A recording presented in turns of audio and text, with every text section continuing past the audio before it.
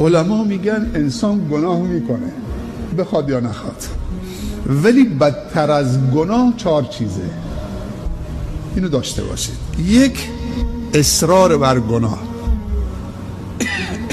خود گناه بده، ولی بدتر از خود گناه 4 چیزه. اگر اشتباه کردی به تذکر دادن دیگه اصرار نکن. 2، توجیه کردن گناه.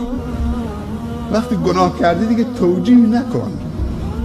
گناه استغفار میخواد، توبه میخواد. 3، کوچک شمردن گناه.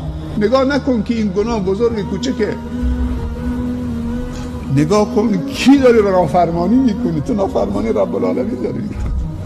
و 4مین چیزی که بدتر از خود گناه، آشکار کردن گناه و عربده کشیدن.